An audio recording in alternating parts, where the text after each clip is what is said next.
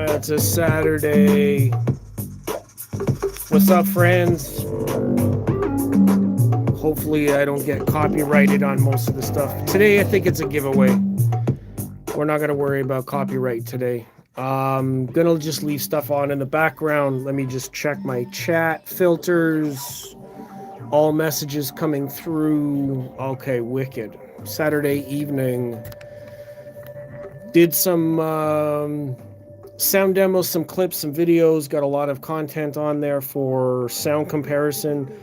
I did just compare the amps to the Class D Buckeye audio amps. Pretty interesting stuff, I gotta say. Also, big shout out to everybody in the community. Check this out. We're at 2,253 subs. That's really awesome. I'd love to hit 26 before New Year's.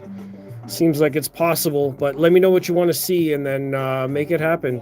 A lot of people are not subscribed, but it's an indicator of what's nice around here. So if you're interested, then, you know, subscribe or like or comment or share or whatever you want to do. It's all good. We're here just hanging out today. Gonna talk some audio business. Some of my experiences. Still listening to some of the playlist music right now. I'm gonna put on something else in the background, probably Staccato, just to roll it in the background. Syncato, Syncato, really good artist. Sort of like metal guitarist, flamenco style, that kind of thing.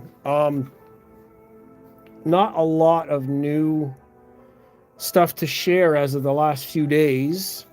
I'm still working out the MACO Macaria demos. I got a bunch of videos today. I did 4-song comparison, 2 amp comparisons. I've just moved them around in the room a little bit, so I'm listening to some of the sound staging right now to make sure that I have them in the best optimal position. And if I hear any differences, then I'm gonna give my report on them and talk about all that. Let me pull up some details on the models. A lot of people are probably going to want to know like where to get them, what their frequency response is. You know how it is. Everybody in the community wanting to know the details online rather than, you know, a sound demo. But then a lot of people have actually had the sound demo recently, and you know, they say that they're really impressed with the sound, and I can totally agree. They really have an interesting presence. And I'm also going to admit the tube amp there's something about the tube amp. A tube's in a pre-stage. Now that I've heard more about what they can do, I'm starting to become a fan, like many others are, of the tube interface. Either tube preamp, tube input board. I might do that for the amp. I don't know what I'm going to do. Can't afford it all right now, so I just have to pick and choose. But there's definitely something to the sound staging and the tubes. Now, I don't know what it's doing technically. I mean, I don't know that I've heard anybody explain what tubes are doing technically. You just hear about what people say they sound like. So the tubes are an input stage. That's essentially what's going on there.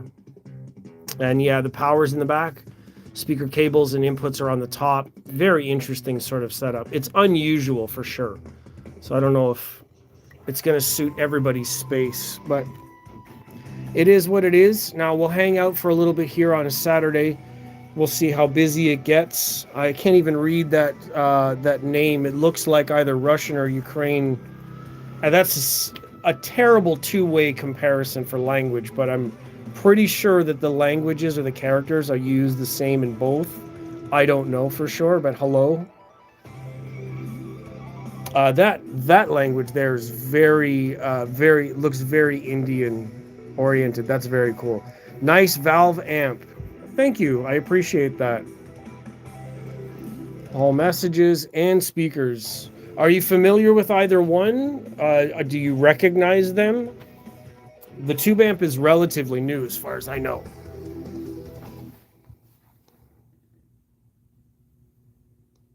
And it's not necessarily a tube amp, it's a hybrid amp.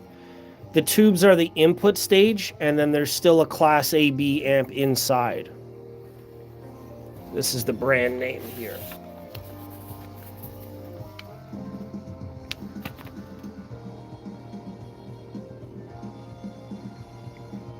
Very interesting name, but that's the brand name.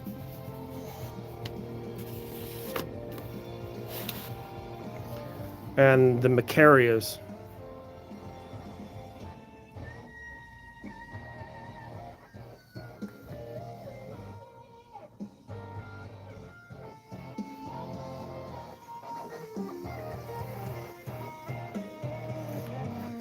Yeah, they're MACO Sound, so macosound.com. And then I'm sure Whammerdyne Heavy Industries has got their own webpage as well. Just want to call up some of the details on these.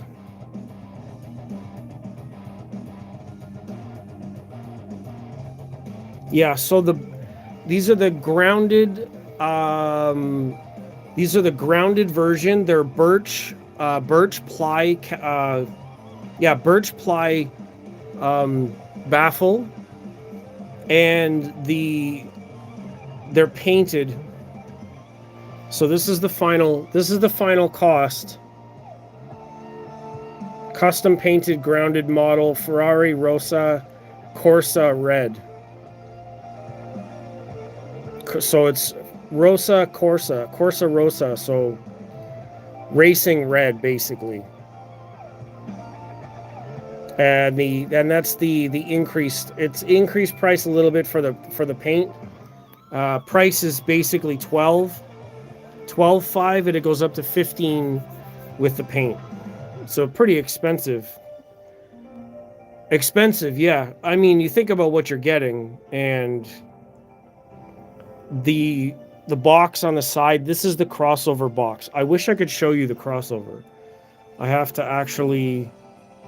I have to actually find a photo of it. I'm wondering if I can find a photo of it. Sometimes the companies don't like showing all their stuff though, so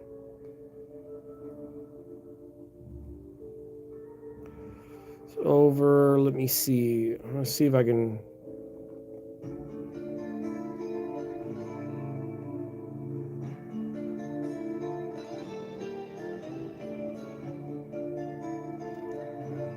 I don't see anything showing the inside of the crossover, basically just the outside.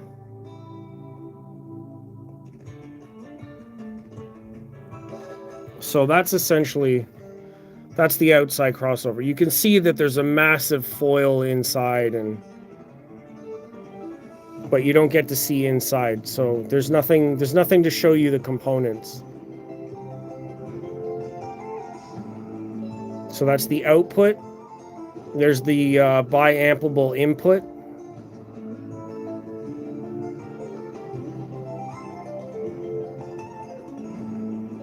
All the details online. They have a bunch of different colors. Yeah. So I'm here to just just to showcase, just to talk about what I hear in my room, answer some questions, that kind of thing.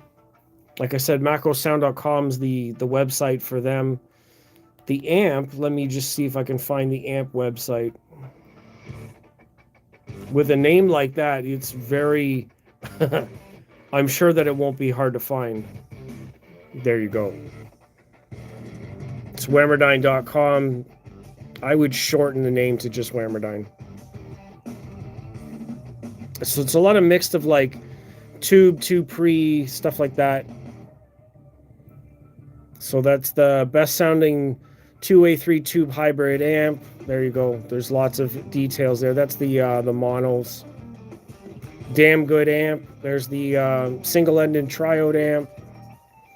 Sorry, but what does a crossover do? Sangura? Crossover. Let me put that into Google. I'm gonna ask Google the exact question.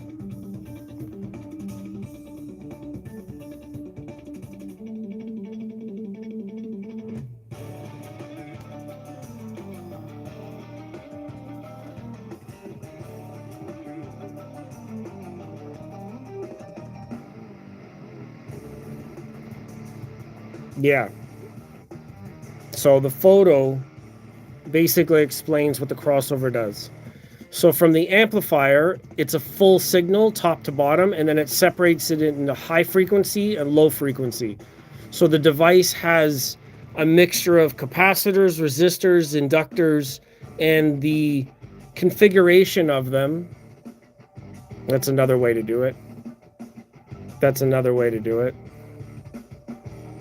There you go. The signal is separated into the different components, and it plays bass only. So you've got your inductors here, resistor, capacitor, inductor. So this cuts off the high frequency, and this levels off a couple of other things. This one tunes it for level. This one, the capacitor, I'm not really sure what it does for the lows. In the mids, what you're doing is you're cutting off the highs, and then these two will basically notch off the lows. So like a high pass. And then on the tweeter, you've got an inductor going across, capacitor first, and resistors to level it off. So it's like the opposite to this one. This one, the inductors go in this way. This one, the inductors go in this way. So it's like this one cuts off the lows. This one cuts off the highs. And then you've got it separated. Now, and that's where the design comes in, where you can do a good job or you can do a bad job, and the synergy between, say, how high you want it to go, the response of it, because the more components you put inside and the less quality, these are going to be offset in time, and you don't want that. You want them to be as good as possible, and that's why they're expensive, because that crossover box is aluminum. The components they're using inside are very high quality, very big inductor as far as I see. They're two 15-inch drivers. Their sensitivity is quite high. From what I see on here, it's about 90 something. Let me see. I'll find out exactly what their sensitivity is.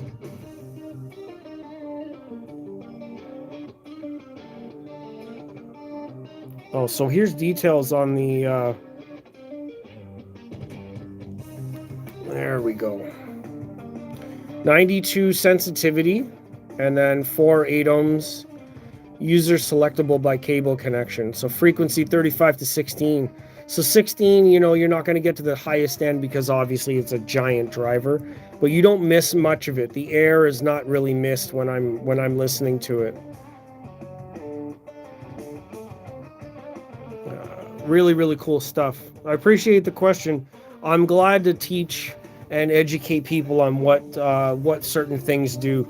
Certainly to anybody who's not into audio, like if you're new hobbyists, there's a lot to learn about it because it is expensive. You don't want to waste your money on something that doesn't matter. There's a lot of different things that go one way or the other, so it's good to learn about how these things work first before you jump in. True Voice of Reason stopping by to say hi. Can't stay. Thanks. Yes, Friendsgiving. Thank you. Have a good evening, my friend. I won't be on here very long. Yesterday we did an hour. I'll probably do a half an hour today. But yeah, I did move the speakers around a bit. I listened a little bit more, a couple of different songs, some demos. Really enjoyable day overall. Pretty productive. The speakers are further back into the room now, so I want to test their bass response just to see if they've got better response now that they're back into the room. Very difficult to analyze. I mean, I'm not using a mic. I'm not using measurements to figure this out. I'm just listening with my ears to see if I can pick up on the subtleties, the small differences. Oh, skipped the song by accident. My bad. I will listen to a couple songs after this. I can't do it now. Some of the songs are not gonna they're not gonna translate well on here, and I don't want to get too much going in terms of copyright. So I'll put something on here, see if we can detect any differences right off the top. It's not too late yet. It's only 6 o'clock ish. This one I had in a demo earlier today, so you're not going to be able to hear it in the video because the stream compresses the sound waves, but I will be able to hear it.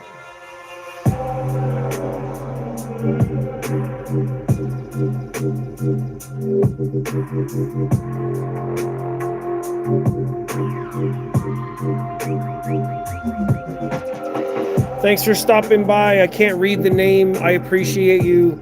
I do this streaming throughout the week, Tuesday, Thursday live, Friday, Saturday, sometimes live, lots of audio stuff. If you're interested in the hobby and you like this kind of stuff, then stick around. Come back and visit the channel. I appreciate it. Have a great day. Appreciate you. Lots more to learn around here, and I'm just figuring it out for myself, borrowing some local gear. Pretty interesting stuff. And yeah, these do sound nice like this.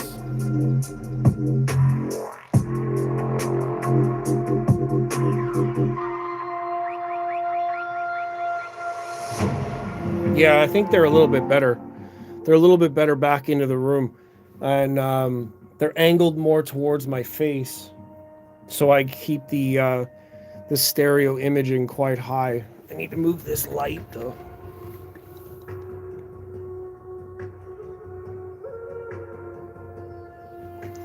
That's better.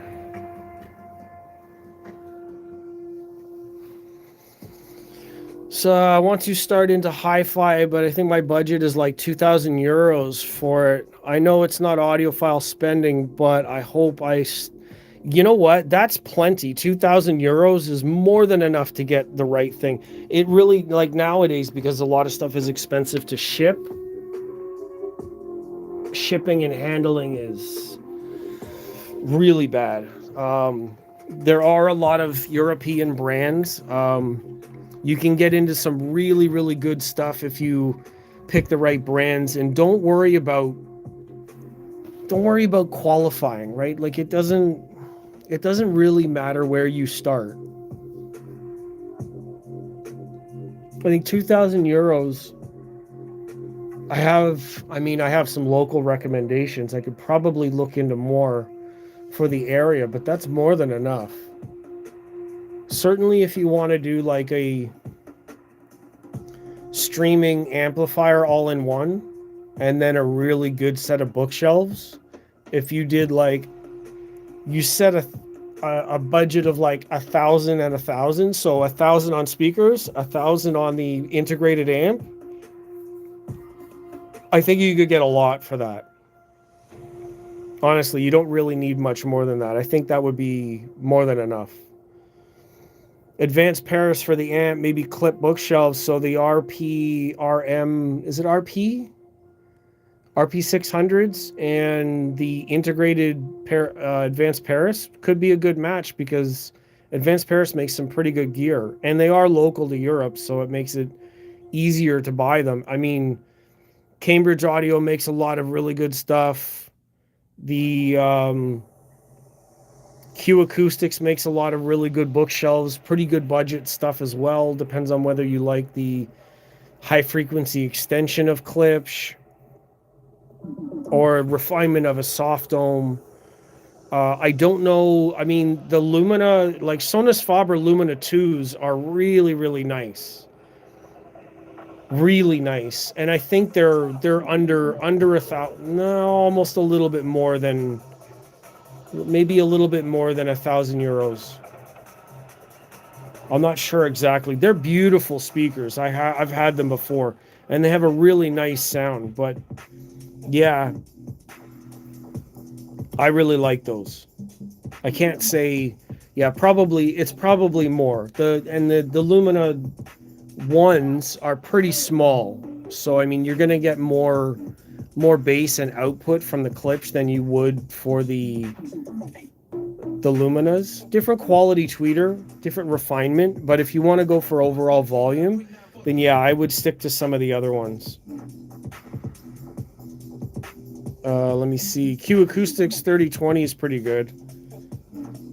Also, like right now, depending on the sales that are going on, it's Black Friday, so you may have a really good selection of stuff going on sale right now. Also, used market. Don't be afraid of the used market in speakers, especially if you know what you're looking for. Then used market could be a really, really good thing. I resell a lot of the stuff that I have every once in a while.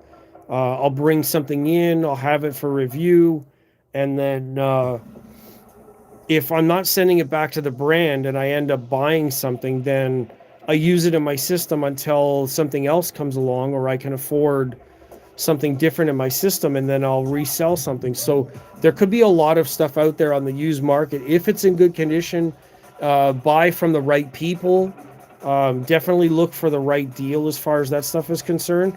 Electronics, anything electronic is a little bit different because the speaker is just reacting to signal, and electronics relies on a lot more technical stuff. You might want a new or under warranty, like used from a store, warranty with a store, that kind of thing, for the electronics side, because there's more to go wrong here than there is in the speakers. The speakers, you can either blow them up or not.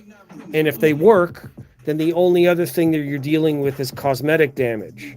That's the cool thing about the speaker used market, is if they're in good shape and they are not blown up, you listen to them, they're fine, then that's good. But electronics, you might want the warranty. That would be my only sort of cautious thing to worry about with the used market and getting into the hobby.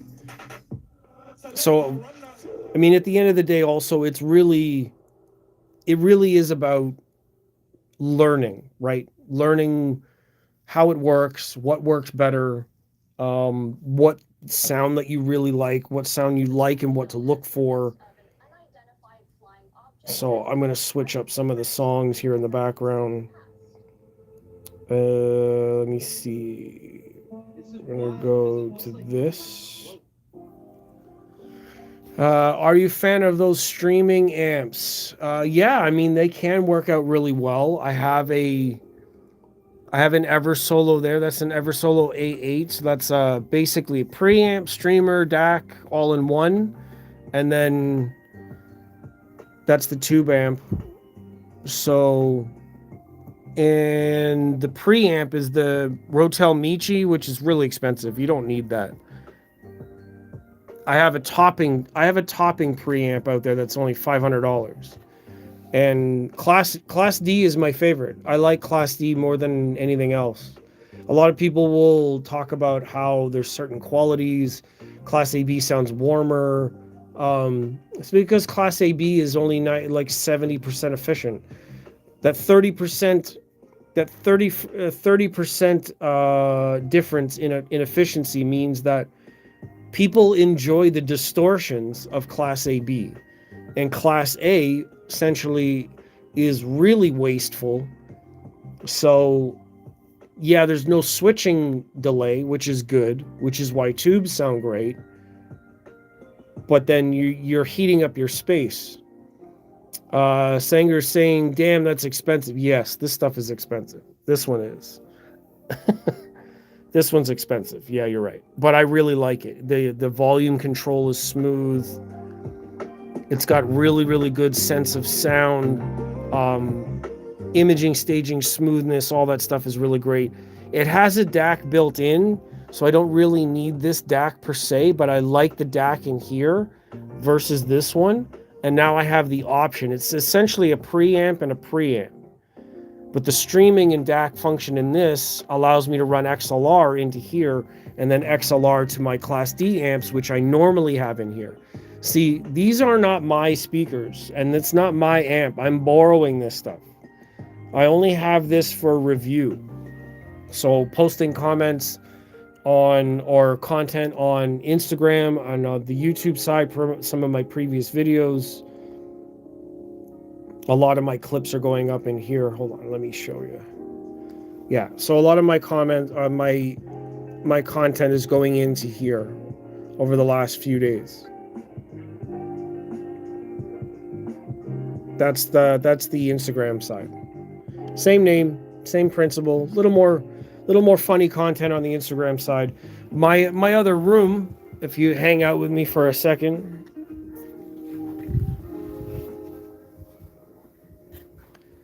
This is my other room. This is the theater room.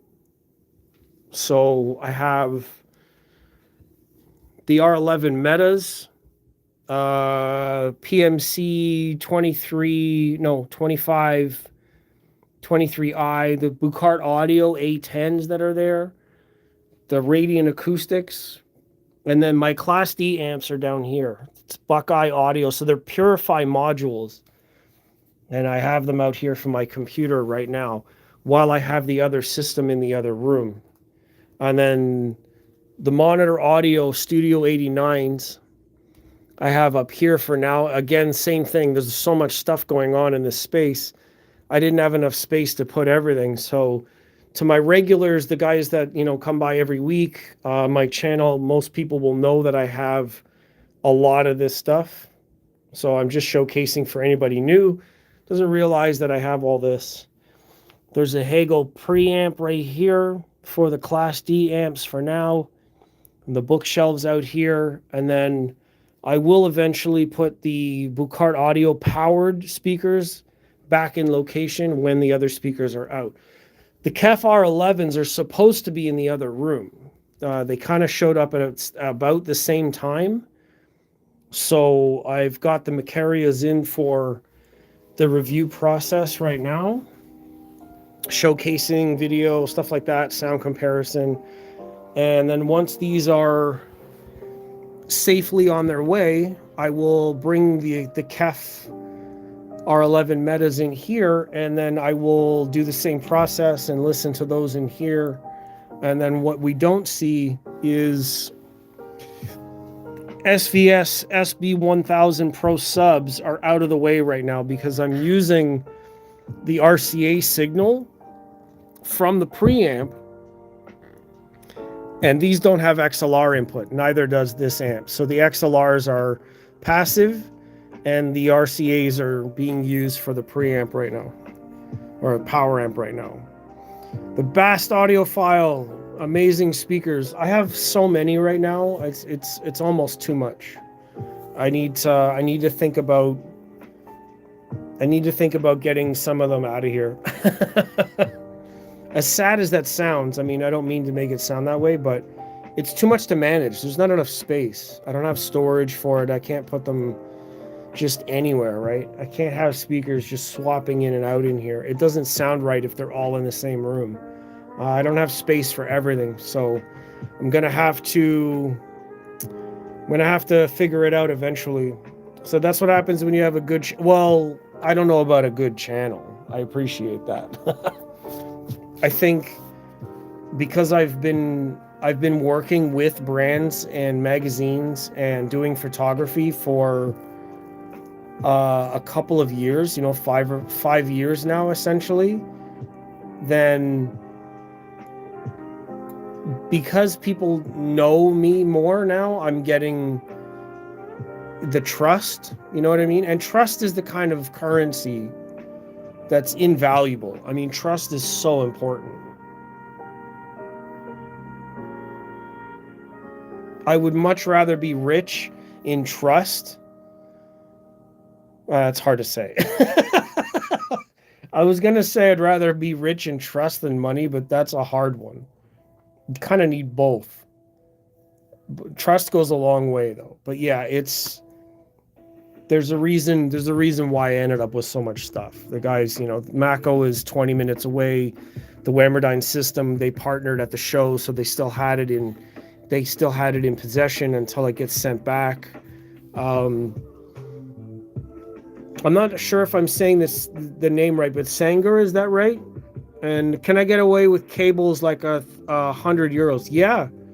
I mean, you don't need via blue cables. These cables are like, I don't even know how much.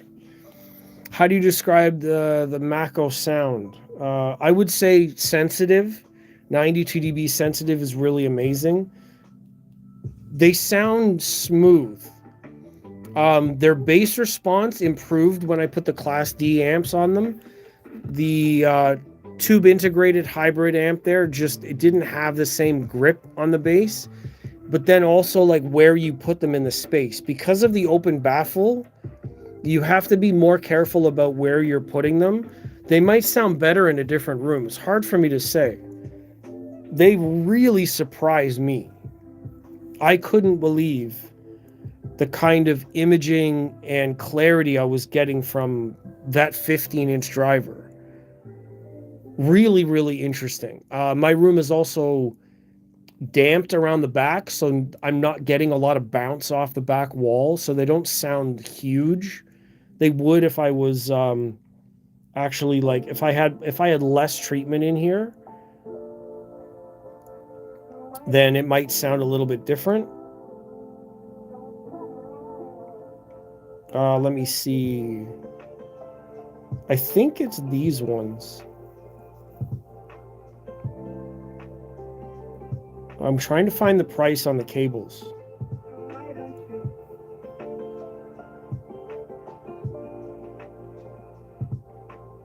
Price.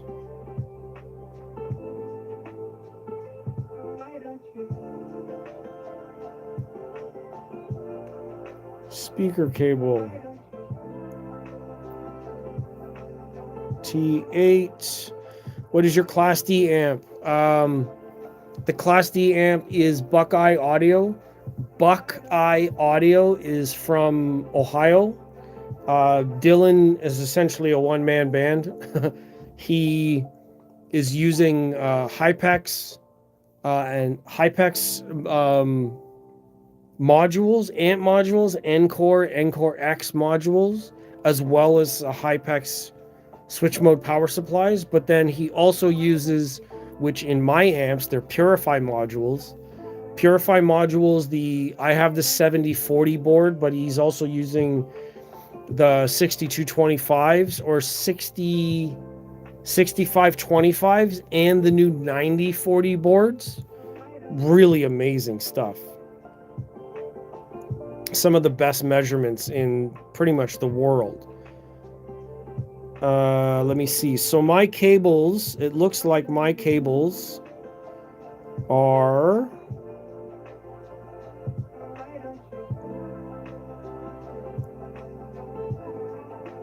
I'm trying to find the price. It's so hard to find prices of shit.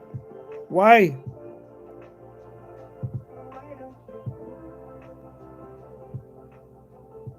I'm trying to find, let me see.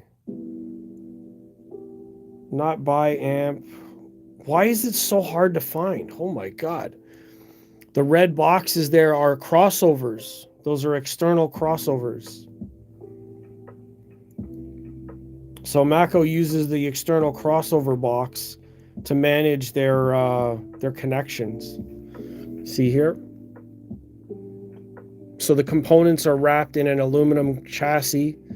They have bi-ampable high and low frequency. There's jumpers that are included. Really, really cool stuff. All the cabling is via blue cabling. You can see that it's built in. It's a via blue connection system. So you connect to the bi-amp on one side and then the output on the other side. Very, very high quality stuff. The system is very, very sensitive. Dynamics, amazing detail. You can get a very good, like a dialed in sweet spot. The staging sounds amazing across the front. Really interesting because I had Arundel Sound in here before, which had a nice waveguide. I've tried the Radiance in here, the Monitor Audios in here. I've had SVS in here. I haven't put the Kefs in here yet. And that's a coax driver, which is closer to these, which is almost like a full range, large driver, right? But a large surface means you can get mid-range that you couldn't get in smaller driver, right? It's very nice. I'm super blessed and grateful that I can actually listen to this kind of thing. Let me put a song. Let me get a copyright copyright song on here, and you guys can listen through the stream. I know that it's not ideal, but you'll have a better sense of the sound quality, and I'll turn it up a little bit, and you'll see what I mean a little bit. A little bit. I mean, not everything, but you'll see.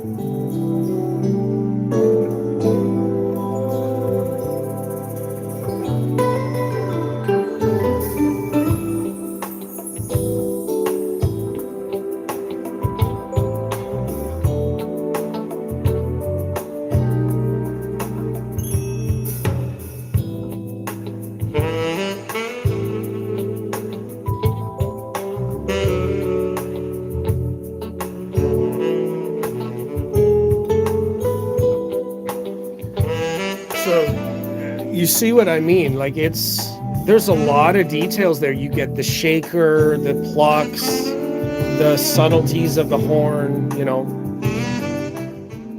There's quite a bit of detail there. And that's a 15-inch driver, no tweeter. It's just the one large driver, but they're so sensitive. 92 dB sensitive means you can get a hell of a lot of dynamics out of it. Very, very nice. Surprised me. I mean, they are expensive, yes, but if you're into detail like that, you want a smooth detail, this is one way to go. I would still want to put subwoofers with them because I like my low end. These can reach into the 30s, 35 they're rated at, 40, depends on where you're putting them and where you're sitting, right? If you have a larger room, you can, I wouldn't say too large, but if you're in the right position, then they can sound like absolutely amazing. I would want to give them more space, but I don't have a lot of space to move them around. So I'm compromised in their position, but I did move them closer to the wall, the back wall, and now the bass is increased a little bit. So actually really impressive. Really impressive. So is it with the treble in the middle of the top woofer? No, it's all one cone. It's all one piece.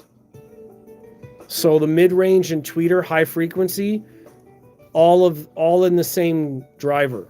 So it's only one piece. This piece acts as a focus for the high frequency, but this is all attached. I don't want to do that, actually. I shouldn't be doing that. Not a good idea at any point. You don't want to touch this stuff. One, the oil's on my hand, but my hands are clean. So you don't want to do any of that stuff. So let me showcase it this way. So it's only one magnet. It's not a coax driver. And then the subwoofer or the woofer on the bottom's got a bigger magnet. So it's only two-way.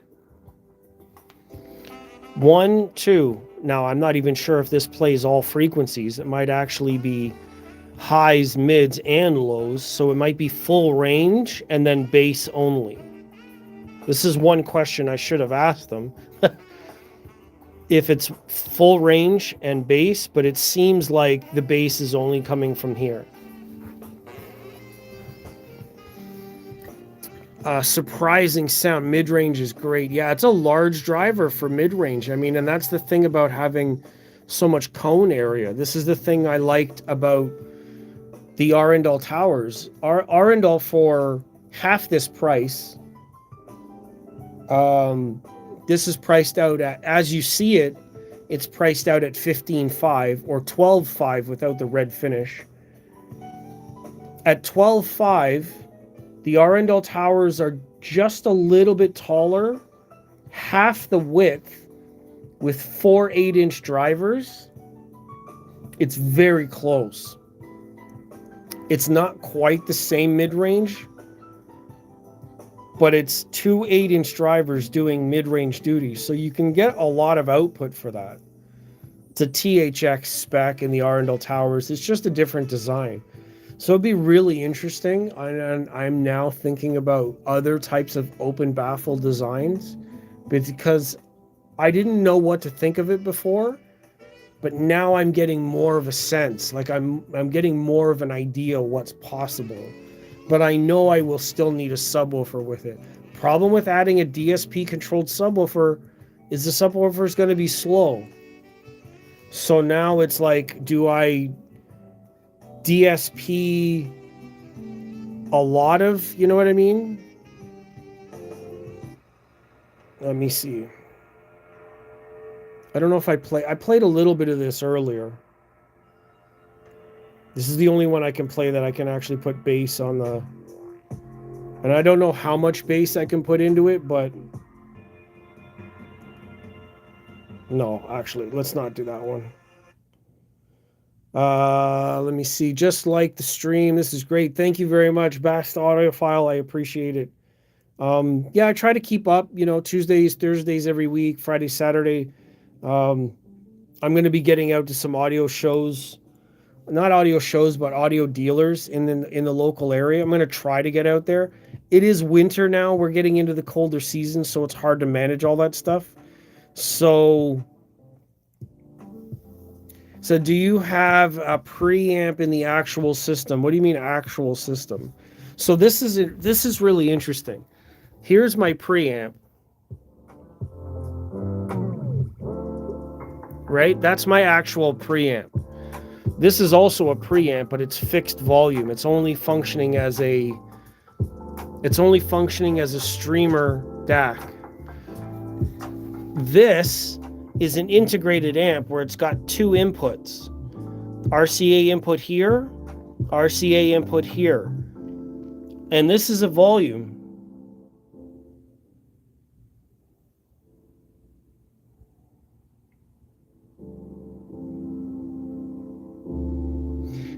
The reason why I'm doing it that way is because the RCAs were already connected to the source. Otherwise, I would have had to move some of this over here, and I didn't want to do that.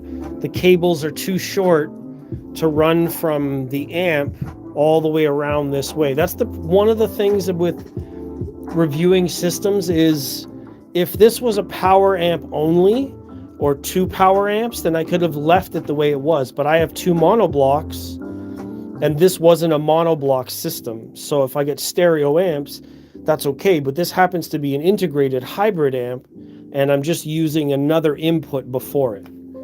Still sounds great. These are input tubes. They're not power tubes. That's why they're smaller. So they're functioning as an input stage.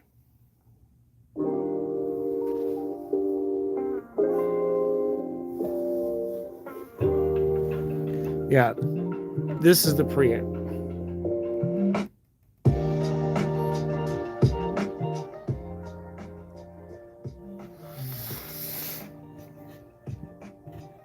Quite a bit going on. The Whammerdyne Systems it's an interesting device because what they're saying is the signal chain has got no capacitors in it. So that means that the signal isn't being buffered, it's not being slowed down, it's not being changed. The process comes through the tubes and then straight to the amplifier board, as short a distance as possible, and that's why the inputs and outputs are all wired onto the top there. Yeah, very, very interesting stuff.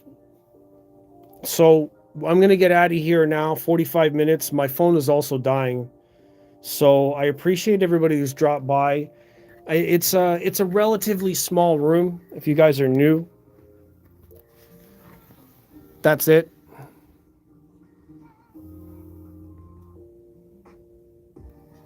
Not a lot. We just do our best out here. It's about 10 by 13. And yeah, they're going to be in the room for a couple of weeks. What's the next step for your channel? No next steps. This is it. This is what I'm going to continue doing for the foreseeable future. I don't know if I have a step with a YouTube channel. I don't know what you mean by step. What more could I do? I mean, there's a lot. I already have 600 videos online. So, I mean, you could watch some of the stuff that goes on in the past, and then next week we can talk about what's next. What else could I do? I've done interviews, I've done show reports, I've got photography posted in magazines around the world too. A magazine here in Canada that I work with, The Hi-Fi Pig magazine in Europe I've worked with. I've been down to Expona. I've been down to Florida. I've been out to Montreal. I do a lot of different things between Instagram, Facebook, YouTube. There's a lot of videos, a lot of videos. So no shortage. If you get bored one day and you want to know about something, just go through some of the videos. Check out the old live streams, the old videos, hanging out online. My Instagram has got like, can't even remember how many videos. There's got to be thousands of posts, probably like 4,000 posts. How many videos do I have? How many posts? I have over 2,000 posts on Instagram, and the reels, I have probably there's so many videos in here that I've reposted about audio, about humor, about laughing, about recording, about stuff that I've had at shows, old stuff that I've done. Like, there's lots and lots and lots of fun stuff in here. So just, there's the Lumina 2s I was talking about earlier. So yeah, if you get curious and you just want to know a little bit more about stuff, then have a browse through the content. There's lots of videos in here. From old shows, old videos, old audio shows, old products, product reviews, new products. Yeah. Have a look. Check out a lot of the old content. I appreciate it. Acoustic Engineering showed up. What's going on, my man? I'm just about to get out of here. Had a long day. Need to eat something, get something to drink, relax, stop doing the analytical stuff for a change, rest my brain. So I'll catch everybody on the flip side. Thank you for hanging out for the 45 or 47 minutes as it is now. And we'll catch up in the near future. I'll do a little bit more listening tomorrow, back to the schedule on Tuesdays, Thursdays, and we'll see what's up next week. We'll see what happens. I'll probably have these in for another couple of weeks, maybe into December, and then we'll find out what the Kefs sound like. The Kefs are next on deck. Yes. All right. Have a great evening. Appreciate you supporting the channel, being here, all those things. Sub if you haven't, and whatever. You don't have to, but it would be nice. And I'll catch everybody in the next video. Cool? All right. Have a great evening.